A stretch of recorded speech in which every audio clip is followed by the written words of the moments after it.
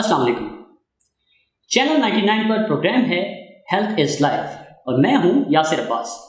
जी तो दोस्तों, कैसे हैं आप सब? उम्मीद करता हूं कि जहां कहीं भी होंगे बखैर आफियत होंगे और साथ ही साथ अपनी ज़िंदगी भरपूर अंदाज में गुजार रहे होंगे। नाज़रीन, आज हमने जिस मौजू का इंतखाब किया है वो है फूड एंड डाइट।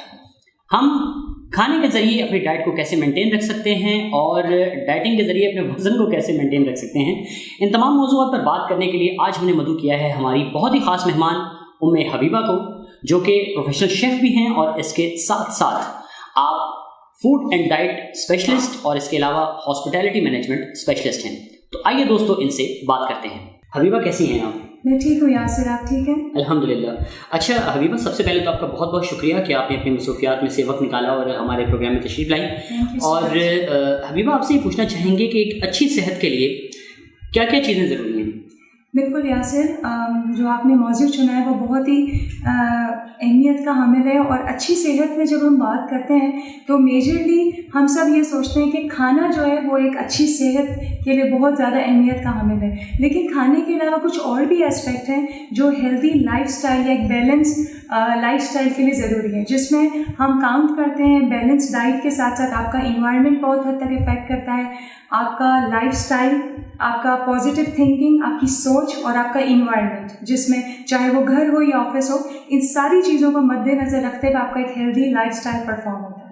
ठीक। अच्छा, तो हबीबा, साथ ही साथ अगर बैलेंस डाइट की बात की जाए तो बैलेंस डाइट से हम यानी एक आम आदमी जो है वो किस तरह से समझ सकता है कि बैलेंस डाइट क्या है? बिल्कुल, वैसे थोड़ा सा मैं यहाँ एक चीज़ को वाज़ेह करना चाहूँगी कि जब हम बैलेंस डाइट की बात करते हैं तो balance diet is not a diet. थोड़ा सा अगर हम इसको फ्रेज को अगर आप थोड़ा सा कट डाउन कर लें कि बैलेंस का मतलब है तवाज़ुन रखना और डाइट का मतलब है वो ग़िज़ा जो हम कंज्यूम करते हैं, ठीक है? तो हमारे यहाँ बहुत सारे लोग ये समझते हैं कि जब हम बैलेंस डाइट की बात करें तो शायद हम किसी स्पेसिफिक डाइट की बात करें या डाइटिंग की बात कर रहे हैं। You don't my point? तो ये ज़रा सा हम क्लियर कर लें कि बैलेंस डाइट का मतलब है कि हर वो न्यूट्रिएंट जो आपकी बॉडी के लिए ज़रूरी है वो सारे न्यूट्रिएंट आप अपनी प्लेट का हिस्सा बनाएं और डेली रूटीन में आप उसको कंज्यूम करें, ये कहलाता है बैलेंस डाइट। ठीक है। और मज़ीद अगर इसको समझने के लिए हम इस तरह समझ सकते हैं कि ह्यूमन जो बॉडी है, ठीक है, वो बने हैं 6 मेन न्यूट्रिएंट्स हैं, जिसमें कार्बोहाइड्रेट, फैट्स, मिनरल्स, प्रोटीन और वाटर। ठीक है। जब इन तमाम का इंतखाब आप अपनी डेली रूटीन में करते हैं फलों की सूरत में, प्रोटीन आपको पता है गोश्त, मुर्गी, मछली, उनकी सूरत में, इसके अलावा डेयरी प्रोडक्ट की सूरत में, वाटर इनटेक आपको फ्रूट से भी मिलता है, वैसे भी आप वाटर लेते हैं, तो ये सारी चीज़ें मिल के एक ग्रुप बनता है जो कहलाता है बैलेंस डाइट। ठीक ठीक ठीक। अच्छा, साथ ही साथ अगर वेट लॉस की बात करें तो एक तो ये है कि अक्सर लोग जो हैं वो कहते हैं कि जनाब आप खाना कम कर दें तो आपका वज़न कम हो जाएगा। बिल्कुल। तो इसके अदर अप्रोच की अगर बात करें तो किस तरह से ये रिज़ल्ट फाइंड आउट हो सकता है कि हम अपने वेट लॉस पे काम कर सकें? ठीक है। या सर, इसको भी थोड़ा सा अगर हम डिटेल में समझ लें, जैसे अभी आपने अर्ज़ किया कि खाना कम करेंगे तो आपका वेट लॉस होगा, लेकिन बहुत बार ऐसा नहीं होता।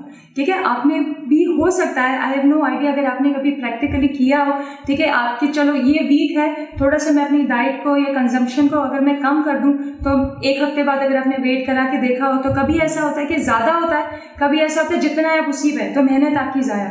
द रीज़न इज़ दैट हम अमल करने से पहले ये नहीं समझते कि हम जो प्रैक्टिकली जो चीज़ या जो अप्रोच को हम यूटिलाइज कर रहे हैं वो इफेक्टिव भी है या नहीं। ठीक है, let's have an easy example.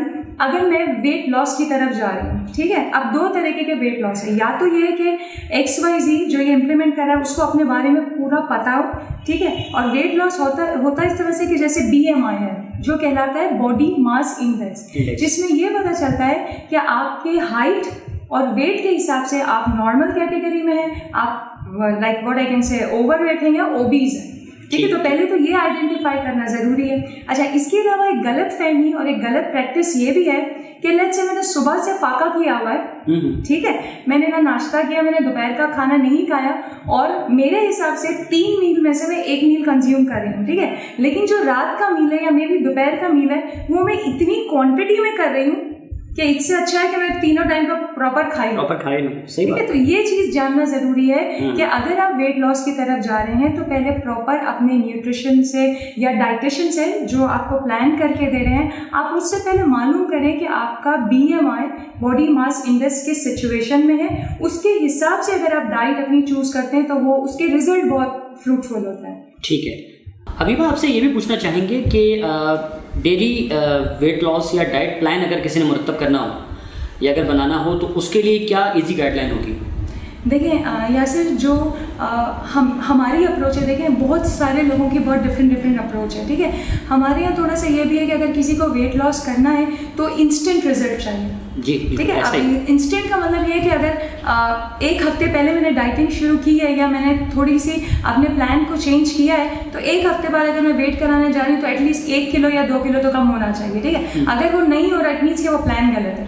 तो हर केस में ये मुमकिन नहीं है, ठीक है। हर एक इंसान का मेटाबॉलिज्म अलग है, ठीक है। और जब आप किसी नए प्लान की तरफ जाते हैं तो बहुत बार ऐसा होता है कि बॉडी रिएक्टिव भी होता है और नॉन रिएक्टिव भी होता है, ठीक है। अगर रिएक्टिव है तो जल्दी से वो उसको उस चेंज को जो है वो अपने अंदर लेने की कोशिश करेगा। नॉन रिएक्टिव है तो इट विल टेक टाइम, ठीक है। अब जैसे थोड़ा सा अगर हम इस पर थोड़ा खुलासे से बात कर लें, आपको पता होगा मार्केट में कीटो डाइट है, बिल्कुल, ठीक है। इसी तरह कार्ब डाइट है, फ्रूट पे डाइट है, आपके what I can say like water की कंजम्पशन के ऊपर डाइट होती है, ठीक है। लेकिन ये वो चीज़ें हैं कि शायद आपको गोल अचीव करने में इनिशियल लेवल पे तो हेल्प करती हैं। लेट्स से अगर मेरा गोल है कि मैं अपने करंट वेट से 10 kg ज़्यादा हूँ, ठीक है। अब मैंने ये सोचा कि okay let's go with keto I guess हम काफ़ी अवेयरनेस है कि वो प्रोटीन बेस्ड डाइट है, ठीक है। उसमें कार्ब और बाकी चीज़ें बाकी बहुत ना के बराबर होती हैं और प्रोटीन के ऊपर ज़्यादा जोर होता है, ठीक है। अब एक हफ्ते बाद, 1 महीने बाद, 2 महीने बाद मेरा जो 10 किलो का टारगेट है मैंने वो अचीव कर लिया, ठीक है ना। व्हाट इफ अब 10 किलो का टारगेट अचीव करने के बाद एक लेवल ऑफ सेटिस्फेक्शन आपको मिल गया। अब उससे ज़्यादा अगर आप डिक्रीज लेवल पे जाते हैं, उस डाइट को कंटिन्यू करते हैं तो आप बैलेंस वेट में नहीं होंगे, आप अंडर वेट हो जाएंगे और बॉडी में आपको प्लस माइनस शुरू हो जाएगा। तो हमारा जो अवेयरनेस देने का मतलब है वो ये है कि हेल्दी तरीके से अपने वेट को रिड्यूस करें, ना कि किसी स्पेसिफिक डाइट की डिपेंडेंसी में जाए। क्योंकि गोल अचीव होने के बाद ज़्यादातर ये होता है जब आप अपने नॉर्मल डाइट पे आते हैं तो आपका वेट तेज़ी से डबल द ग्रेड वो जो है वो बढ़ना शुरू हो जाता है, ठीक है। exactly. और वो फिर तकलीफ का बायस होता है, फिर वो रिड्यूस नहीं होता। तो बेहतर ये है कि स्पेसिफिक डाइट पे जाने के बजाय आप हेल्दी लाइफस्टाइल को प्रमोट करें और हेल्दी चॉइसेस रखें अपने खाने में। तो उससे क्या होगा कि आप उसके आदी रहेंगे, ना बहुत ज़्यादा आपका वेट बढ़ जाएगा ना बहुत ज़्यादा कमी की तरह, यानी एक तनासुब में आ जाएंगे आप। बिल्कुल, एक आपके पास स्ट्रक्चर आ जाएगा, ठीक है। अब उसमें 2 किलो को कम करना इज ईजियर रादर देन कि मैं 10 किलो बढ़ा लूँ और उसको मैं कम करूँ, क्योंकि फिर उसमें एंग्जाइटी होता है और बहुत सारे साइकोलॉजिकल मसले मसाइल भी होते हैं। जी बिल्कुल बिल्कुल ऐसा ही है। और मज़े की बात तो ये भी है कि मैंने खुद बहुत बार कोशिश की लेकिन मैं नाकाम रहा है इस हवाले से। लेकिन खैर साथ ही साथ हबीबा, अगर फूड ग्रुप के हवाले से अगर बात की जाए तो ये बताइए कि क्यों ऐसा है कि तमाम तर फूड ग्रुप्स जो हैं वो हमारे लिए बहुत ज़्यादा ज़रूरी हैं, और फूड ग्रुप के मुतालिक भी आप बताइएगा। और अगर हम इसे अपने डाइट प्लान में शामिल करते हैं तो हमें कौन सा ग्रुप ज़्यादा सूटेबल रहेगा? ओके, देखें इस वक्त हम जो बात करें बैलेंस डाइट की, ठीक है। तो जैसे मैंने अभी थोड़ी देर पहले अर्ज़ की कि 6 कंपोनेंट्स ऐसे हैं जिससे ह्यूमन बॉडी मिलकर बनता है। We human are found of these components, ठीक है। उसमें से किसी भी एक की कमी या ज्यादती हमारे लिए नुकसानदेह, पहले तो ये समझना ज़रूरी है, ठीक है। अब जैसे मैंने अर्ज़ किया कि कार्बोहाइड्रेट्स हमारे ब्रेन के लिए बहुत ज़्यादा ज़रूरी है, ठीक है। आप अपनी डाइट में अगर चावल को हटा देते हैं, ठीक है, जो अनाज है, रोटी है, आप उसको हटा देते हैं, ठीक है, आप स्नैकिंग करते हैं या आप बिल्कुल प्रोटीन पे आ जाते हैं, तो आहिस्ता आहिस्ता क्या होगा, आपका ब्रेन और आपकी बॉडी लेथार्जी की तरफ जाएगा, ठीक है। अब अगर मैं एक वर्किंग वुमेन हूँ लेट्स से, ठीक है, मैं अगर कार्ब को अपनी डाइट से कम कर रही हूँ, 1 हफ्ता 2 हफ्ता it will work, a month it will work if, ठीक है, चले हम महीने का टाइम ले लेते हैं। लेकिन उसके बाद क्या होगा, मेरी एनर्जी स्लो डाउन होगी, चाहे मैं हाउस वाइफ हूँ या वर्किंग वुमेन हूँ, ये होगा आपके साथ। क्योंकि कार्ब क्या करता है, आपके ब्रेन को फंक्शनल देता है, और जैसे एक बैकबोन होता है ना, कार्बोहाइड्रेट वो काम करता है। इसी तरह अगर आप प्रोटीन की तरफ आ जाएं तो प्रोटीन की जो प्रॉपर क्वांटिटी है वो ज़रूरी है आपकी डाइट में होना, क्योंकि प्रोटीन आपके बॉडी के स्ट्रक्चर को बनाता है, मसल्स को, टिश्यूज़ को डेवलप करता है, ठीक है, हम क्यों कहते हैं कि ग्रोइंग एज में हमारे जो बच्चे हैं, ठीक है, उनको हर तरीके की प्रोटीन और हर तरीके की ग़िज़ा की आदत होनी चाहिए। ठीक है, तो प्रोटीन इसलिए भी ज़रूरी है। अब आप आ जाते हैं वाइटामिन्स। अब वाइटामिन्स इतनी वाफिर मिकदार में हमारी बॉडी में है और उसके ग्रुप्स भी बहुत है। कॉमनली हमने सुना है vitamin A, B, C, D, K है, B12 है, B6 है। ठीक है, अब ये वो वाइटामिन्स हैं जो हमारे बॉडी में बहुत सारे काम करते हैं। ठीक है, अब उसमें ये होता है कि आपके टिश्यूज़ भी बन रहे हैं, आपके मसल्स बन रहे हैं। अगर आप किसी स्पेसिफिक विटामिन की कमी का शिकार है, जैसे विटामिन सी की हम बात करते हैं, अभी हम सब गुजर ही रहे हैं कोरोना वायरस जो एक एक करंटली जो सिचुएशन है, बिल्कुल उसमें सबसे ज़्यादा क्या चीज़ इंपॉर्टेंट है जिस पर हर कोई बात कर रहा है, बिल्ड योर इम्यून सिस्टम। और विटामिन सी विटामिन का एक ऐसा ग्रुप है कि अगर इसकी कमी होगी तो इस वायरस के अलावा भी बहुत सारी बीमारियों का शिकार होना पड़ेगा।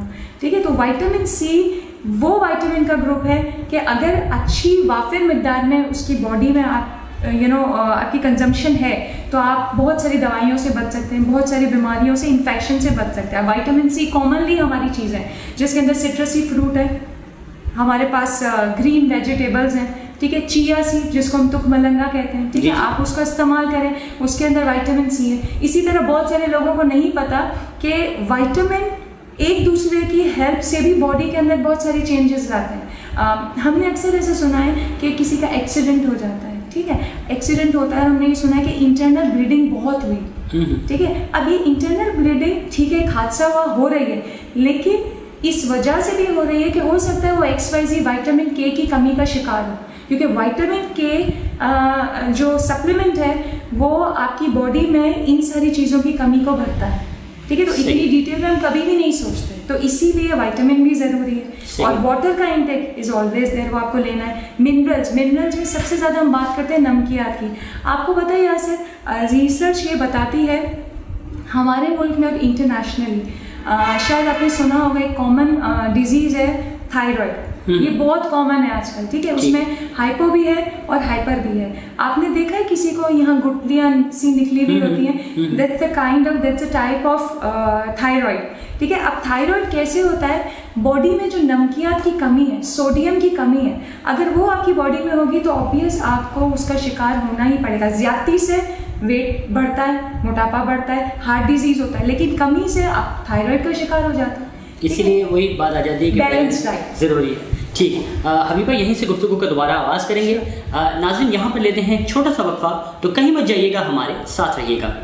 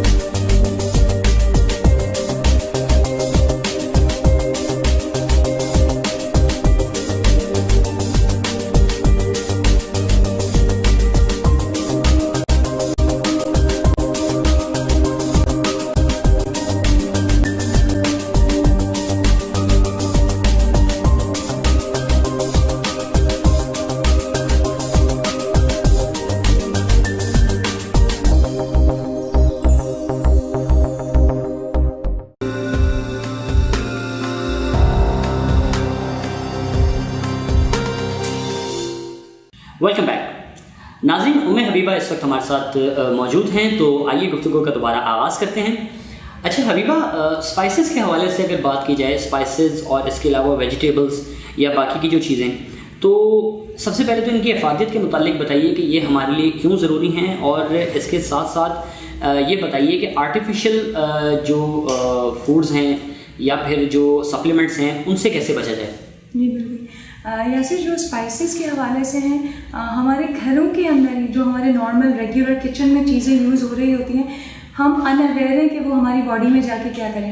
नो डाउट टेस्ट के लिए हम उनको खानों में यूज़ कर रहे हैं, लेकिन हर एक चीज़ की अपनी प्रॉपर्टीज़ हैं, ठीक है। जैसे अभी मैंने आपसे अर्ज़ किया, ब्रेक में जाने से पहले हम डिस्कस कर रहे थे कि नमक है, ज़्यादती से क्या होता है, कमी से क्या होता है, ठीक है। इसी तरह हमारे पास घरों के अंदर हल्दी का इस्तेमाल, ठीक है। हमारे बुजुर्गों से हमने ये सुना है, और ये हकीकतन ये चीज़ें साइंस भी प्रूव कर रही है, और प्रैक्टिकली हम इसको देख भी रहे हैं कि हल्दी एक ऐसी प्रॉपर्टीज़ अपने अंदर रखता है कि अगर आप उसको दिन में इंटेक करें, खाने के अलावा भी, जैसे दूध में डाल के हम पीते हैं, अगर आप उसको पानी के साथ ले लेते हैं, अगर किसी को गैस्ट्रिक का प्रॉब्लम है वो उससे रिजॉल्व हो जाता है, रादर देन कि आप टैबलेट खाएं, ठीक है। आप नीम गर्म पानी में थोड़ा सा चुटकी भर हल्दी और नींबू डाल दें और आप वो पानी पी लें, अगर किसी को गैस्ट्रिक या गैस का प्रॉब्लम है उससे सॉल्व हो जाएगा।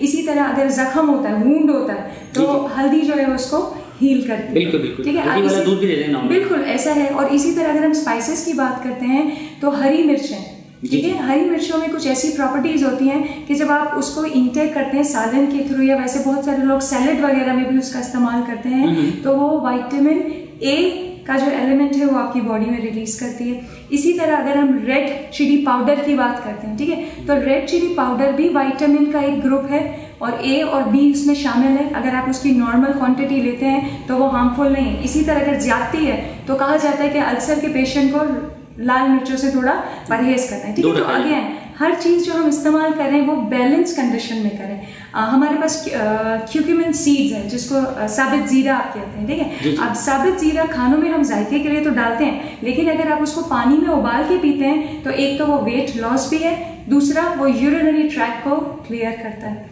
ठीक है। तो हर वो चीज़ जो हम इस्तेमाल करें, अगर उसकी अफादियत और उसके बेनिफिट्स के हिसाब से अगर हम इस्तेमाल करें तो मेरे ख्याल में वो ऑटोमेटिकली डेली रूटीन का हिस्सा हमारे बन जाता है। इसी तरह वेजिटेबल और फ्रूट्स, हम बुक वर्ड्स नहीं है, हम प्रैक्टिकली भी ये बात सुन रहे हैं कि जो ग्रीन लीफी वेजिटेबल्स हैं उसमें फाइबर वाफिर मिकदार में होता है। फाइबर वेट लॉस के लिए ज़रूरी है, आपको डाइजेशन में हेल्प करता है। इसीलिए कहा जाता है कि जब आप खाना खाएं तो आप अपने पोर्शन को इस तरह से डिवाइड करें कि आप खाने से थोड़ी देर पहले सैलेड ले लें, ठीक है। तो ये कुछ ऐसी चीज़ें हैं कि अगर इनका हम सही तरीके से इस्तेमाल करते तो हम ऑटोमेटिकली बैलेंस डाइट को फॉलो कर ही रहे हैं। सही।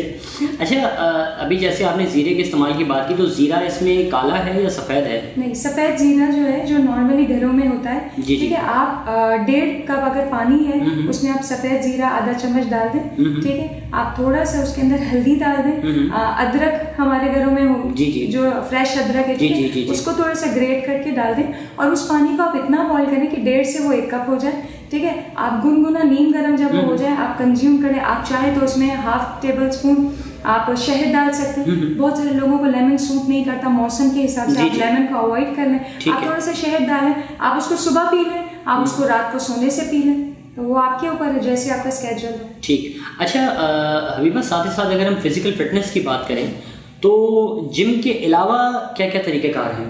ये फिजिकल फिटनेस तो बहुत मेन एलिमेंट है, ठीक है। आप खाने को कंट्रोल कर सकते हैं, सब कुछ कर सकते हैं, लेकिन फिजिकल फिटनेस होती है तो वो सोने पे सुहागा वाली बात, बिल्कुल ऐसे, ठीक है। लेकिन वही वाली बात है यासिर कि आप जो चीज़ करना चाहते हैं ना वो आपके लिए है, ठीक है। आपके शो के थ्रू ये पैगाम जा रहा है। इस तरह हमने बहुत सारी शोज़ में भी ये बात की है कि फिजिकल फिटनेस कितनी ज़्यादा ज़रूरी है, ठीक है। अब इसमें 2 चीज़ें हैं कि अगर कोई वर्किंग लेडी है, मेल फीमेल में दोनों के हिसाब से बात कर रही हूँ, हाउस वाइफ है, तो बहुत मुश्किल होता है लोगों के लिए इस चीज़ को फॉलो करना कि हमारे पास टाइम नहीं है। But I don't think so कि 24 घंटा अगर आपके पास है एक दिन में, उसमें से 30 मिनट्स आप अपने लिए नहीं निकाल सकते। तो when there is a will there is a way, ठीक है। आप ये बात मानते हैं तो बिल्कुल ये चीज़ है। अगर आपने कुछ करना है तो you have to plan for it. आपके हाथ में कोई चीज़ ऐसे ही नहीं आएगी, ठीक है। अच्छा, आप एक्सरसाइज के लिए भी बहुत सारे लोगों का सोचना ये है कि अगर हमारे पास हैवी मशीनरी है या जिम है तो ही कर सकते हैं। बिल्कुल ऐसा कोई सीन नहीं है। मैं अगर अपनी बात करती हूँ, ठीक है, मैं वर्किंग वूमेन हूँ, मैं घर में भी उतना ही टाइम देती हूँ, कभी मेरे स्केड्यूल्स होते हैं तो मुझे उस तरह बिजनेस को भी देखना पड़ता है, मैं जिम नहीं जाती, ठीक है। लेकिन घर के अंदर आप चाहें तो अपने लिए बहुत कुछ कर सकते हैं, ठीक है। आप सुबह जल्दी उठ के अपने लिए 30 मिनट का टाइम निकाल सकते हैं। अगर आप सुबह नहीं कर पा रहे हैं, आप इवनिंग में अपना कोई स्केड्यूल कर लें, आप इवनिंग में टाइम निकालें। सिर्फ आपने ख्याल ये रखना है कि आपका जो मील आप ले रहे हैं उससे 4 घंटा पहले आपने अपनी एक्सरसाइज को क्योर कर लेना है। चाहे आप घर में जा रहे हैं, आप जिम जा रहे हैं, ठीक है। अब वो 30 मिनट्स आपने कैसे निकाले, it's all in your hand. आप योगा कर सकते हैं, आप स्ट्रेचेस कर सकते हैं, ठीक है। आपके पास अगर पार्क नहीं है, नीचे जाने की सहूलत नहीं है, आप अपने घर के अंदर लॉन्ग पैसेज अगर है, आप उसमें वॉक कर सकते हैं। बहुत सारी चीज़ें करने को हमारे पास। ठीक। अच्छा, जैसे एक कहावत कही जाती है, ये बात की जाती है कि nature is the biggest healer, तो ये बात जो है वो कहाँ तक दुरुस्त है? देखिए यासिर, ये बात दुरुस्त इस तरह से है कि प्रैक्टिकली अगर हम इसको समझें तो मेरे ख्याल में समझना आसान होगा। थोड़ा सा एग्जांपल से मैं आपको समझाऊं कि नेचर किस तरह से हमें एक्टिव करता है या हमारे मूड को चेंज करता है। बहुत बार ऐसा होता है हम घर में बैठे होते हैं, देखिए हम सब अप एंड डाउन में हैं, ठीक है, चाहे वो वर्किंग वूमेन में हो, घर पे हो, बच्चे, आजकल तो बच्चों के साथ भी यही मसला है, ठीक है। लेकिन कभी आपने इसे फील किया है यासिर कि जो आपका सराउंडिंग है या जो आपका इन्वायरमेंट है, ठीक है, अगर उसमें थोड़ा सा भी चेंज आ जाता है तो आपकी थॉट प्रोसेस चेंज होती है। लेट्स से अगर मैं यहाँ अभी आपके पास बैठी हूँ, मैं कुछ सोच रही हूँ, अचानक से अगर आप मेरे पास कोई प्लांट ला के रख दें, ठीक है, या इस सोफे को अगर आप चेंज करके किसी और पोजीशन में रख दें, ऑब्वियस मैं जब अपनी डायरेक्शन को चेंज करूंगी मेरा थॉट प्रोसेस चेंज हो जाएगा, ठीक है। This is the way it goes. इसीलिए हम ये कहते हैं कि घर के अंदर थोड़ी बहुत चेंजेस करनी चाहिए। नेचर को यानी प्लांट्स को अपने इर्द गिर्द रखना चाहिए, उनको देखने से भी बहुत ज़्यादा फर्क पड़ता है। ठीक है। और इसी के साथ साथ मैं एक और बात भी ऐड करना चाहूँगा, कलर्स की जहाँ तक बात की जाए तो उस हवाले से कलर्स का तो बहुत ज़्यादा अमल दखल है। जैसे मैं भी आपके स्टूडियो में हूँ, ठीक है, ये हमारे पास एक लाइव एग्जांपल है, ठीक है। हो सकता है ऑडियंस बहुत सारी चीज़ों को देख पा रही है, नहीं देख पा रही, लेकिन जिस तरह से मैं आपके स्टूडियो को देख रही हूँ, इट्स वेरी कलरफुल, राइट। मेरे पीछे एक कलरफुल बैकग्राउंड है, फिर सूदर है, ठीक है, मेरे आगे कुछ चेयर्स हैं जो कलरफुल्स हैं। कलर्स जो है ना वो आपके थॉट प्रोसेस को ब्रेक लगाता है। जैसे स्पीड ब्रेकर आपने देखा है कैसे गाड़ी चलती है, स्पीड ब्रेकर होता है, क्या होता है, स्पीड आपकी स्लो होती है। तो जो कलर्स होते हैं ना वो आपके थिंकिंग प्रोसेस को ब्रेक लगाते हैं, मे बी नेगेटिव और पॉजिटिव, ठीक है। आप घरों के अंदर, ऑफिस में अगर आपने देखा हो इन्वायरमेंट है या कलर्स है, आप अगर ऑफिस में आपका सेपरेट रूम है जिस पे आप काम करते हैं, आप कलरफुल पॉट रख सकते हैं, आप कोई कारपेट रख सकते हैं, कलरफुल चेयर्स रख सकते हैं, जैसे आपने यहाँ का इंटीरियर किया हुआ है, इट्स वेरी प्लेजेंट, ठीक है। इसी तरह घर के अंदर देखें, घर के अंदर मैं ये नहीं कह रही कि आप जाएं और शॉपिंग करके आएँ, हर हफ्ते आप जाके कोई कलरफुल मटेरियल ले आए। एक कारपेट आपने रखा है या एक रग है, आप उसको उठा के किसी ऐसी जगह रख दें जो आपकी आंखों के सामने हो, it will definitely place a different role, ठीक है। ये कुछ कॉमन चीज़ें हैं जिससे हम अपने आप को खुद हील कर सकते हैं, हमें कहीं बाहर जाने की ज़रूरत नहीं। ठीक। अच्छा हबीबा, साथ ही साथ अगर मेंटल हेल्थ की बात की जाए तो मतलब इसके इम्प्रूव करने को जो है वो हमें एक तो ये कि किस किस चीज़ की ज़रूरत है कि हमारी उसके ज़रिए फिजिकल हेल्थ भी अच्छी रहे। बिल्कुल। अच्छा यासिर, ये जो हमारा टॉपिक है इसमें थोड़ा सा हम दोबारा से जाएंगे खाने की तरफ, जी, ठीक है। देखें ये बात बिल्कुल है, इससे हम डिनाई नहीं कर सकते कि जैसा आप खाते हैं ना, जो आप इंटेक कर रहे हैं वो आप रिफ्लेक्ट करते हैं in terms of behaviour, in terms of thinking, and this is true, ठीक है। ये साइंटिफिकली भी इस पर रिसर्च हुई भी है और एज एन पर्सन मैं खुद उसको फॉलो करती हूँ, ठीक है। आपकी डाइट अच्छी होगी, आपकी मेंटल कैपेबिलिटी, स्टेबिलिटी, आपका थिंकिंग प्रोसेस ऑटोमेटिकली चेंज हो जाएगा, ठीक है। हमारे यहाँ लोग ये समझते हैं कि अगर हमारा outer is good, right, let's say if anybody in suited booted, ठीक है, बट यू डोंट नो उसके अंदर क्या चल रहा है, ठीक है। तो अगर आपका इनर अच्छा है, आपका आउटर ऑटोमेटिकली अच्छा होगा। इसीलिए पॉजिटिव माइंडसेट उतना ही इम्पॉर्टेंट है जितना आपकी फिजिकल हेल्थ है। अगर आपका माइंडसेट अच्छा नहीं और अगर आप अच्छा खा रहे हैं, डाइट भी कर रहे हैं, लेट्स से आप अपना जो वेट गोल है वो भी अचीव करें, लेकिन वो खुशी आपको नहीं होगी क्योंकि यहाँ से यू आर ऑफ, राइट, आप अच्छा सोच नहीं रहे। और पॉजिटिव थिंकिंग से बहुत बार ऐसा होता है कि आप अपनी सराउंडिंग को खुद ही चेंज कर देते हैं अच्छा सोचने से। तो ये जितनी भी पिलर्स की हमने बात की है ये सारी इंटरलिंक्ड है। ठीक है। अच्छा, साथ साथ हबीबा ये भी आपसे पूछना चाहेंगे कि जैसे एक चीज़ जिसकी आजकल बहुत ज़्यादा कमी भी होती जा रही लोगों में, वो है नींद। तो अच्छी नींद करना और मुकम्मल नींद करना कितना ज़रूरी है हमारी फिजिकल और मेंटल हेल्थ के लिए? देखिए, नॉर्मली ये बात कही जाती है कि 6 घंटे की एक अच्छी नींद, 6 से 7 घंटे की नींद ये रिक्वायर्ड है, ठीक है। अब बहुत बार ऐसा होता है कि हम बाकी सारी चीज़ों पे कॉम्प्रोमाइज़ नहीं करते, लेकिन नींद पे कॉम्प्रोमाइज़ कर लेते हैं, ठीक है। आप चाहे घर के अंदर है, बाहर के अंदर है, ऑफिस का वर्कलोड है, घर के अंदर डिफरेंट आपका हैवी स्केड्यूल है, तो हम ये कहते हैं ये काम कर लें, थोड़ा सा कम सो लेंगे, ठीक है। ज़्यादातर हम कॉम्प्रोमाइज़ करते हैं। अच्छा, और बहुत बार ऐसा होता है कि हम जानबूझकर ये चीज़ करते हैं, जिसमें सबसे ज़्यादा मैं इम्फेसाइज करना चाहूँगी वो है हमारा ये सोशल मीडिया, ठीक है। हम सबकी आदत ये है कि रात को कुछ हो ना हो, हमारे पास हमारा मोबाइल जरूर होना, ठीक है। लास्ट मैसेज कौन सा है हम वो देखेंगे, उसके ऊपर जो भी हमने काम करना है हम वो करेंगे, और उसके बाद हम सोते हैं, तो हम मेंटली रिलैक्स नहीं। जबकि चाहे आप 5 घंटे की भी नींद लें अगर, लेकिन आप हेल्दी और अच्छी तरीके से ले रहे हैं, सुबह फ्रेश उठेंगे। तो ये डिपेंड करता है कि आप किस तरह से अपनी हैबिट को बिल्ड करते हैं। बहुत बार ऐसा भी कहा जाता है कि आपका जो रूम है, ठीक है, वो इतना कंफर्ट होना चाहिए कि आपको जाते ही नींद आ जाए। आप सोने से पहले थोड़ी सी मेडिटेशन की प्रैक्टिस करें। क्यों कहा जाता है कि मेडिटेशन ज़रूरी है? पॉजिटिव एनर्जी के लिए, पॉजिटिव थिंकिंग के लिए, और उसमें ये स्लीपिंग हैबिट भी है, ठीक है। आधा घंटा, एटलीस्ट आधा घंटा पहले आप अपनी सारी चीज़ों को छोड़ दें, और जब आपको लगे कि ये टाइम है, एक अलार्म आपको मिल रहा है कि हाँ यार अब मुझे नींद आ रही है, तब आप बेड पे जाएँ, ठीक है। जाएं, आधा घंटा मेडिटेशन करें, पूरे दिन की आपका जो भी चीज़ें आप उसको रिकॉल करें। आप रिलीजियस पॉइंट ऑफ व्यू से मैं यहाँ पे बात कर रही हूँ, उन सारी चीज़ों को आप उनकी प्रैक्टिस करें, और फिर आप जाएं। आप 1 हफ्ता ये करें, definitely you will feel a difference, definitely. ठीक। अच्छा हबीबा, साथ ही साथ अगर सेल्फ कॉन्फिडेंस की बात करें तो ये कितना ज़रूरी है? देखिए यासिर, ये जितनी भी चीज़ें हैं, अगर आप इनको प्रॉपर तरीके से लेके चलते हैं तो सेल्फ कॉन्फिडेंस ऑटोमेटिकली बूस्ट होगा। मैं थोड़ी सी अगर आपको एक एग्जांपल दूं, आपने कभी ऐसे देखा है यासिर कि आप अगर किसी को देख रहे हैं और अगर आपके जहन में उनको देखते हुए ये ख्याल आ रहा है कि ये अपनी उम्र या हाइट के हिसाब से बहुत ज़्यादा बल्की है, लेकिन अगर आप एज ए पर्सन अगर आप उसको थोड़ी देर ऑब्जर्व करें तो आपको लगेगा ही और she is full of confidence.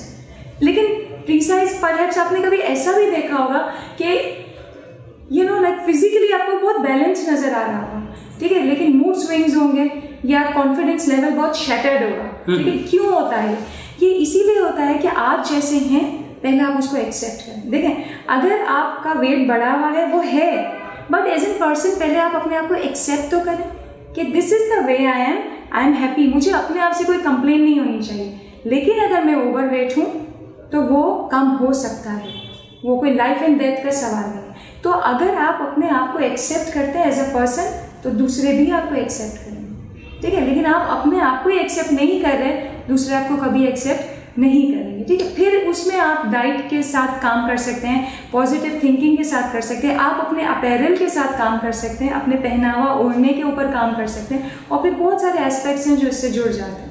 ठीक। अच्छा, एक बहुत ही अहम सवाल मैं आपसे हबीबा ये भी करना चाहूँगा कि नॉर्मली हम देखते हैं कि 2 चीज़ें जिनका इस्तेमाल आजकल बहुत ज़्यादा है, लेकिन कुछ ऐसे लोग हैं जो उससे बहुत ज़्यादा अवॉइड करते हैं, बल्कि 3 चीज़ें हैं।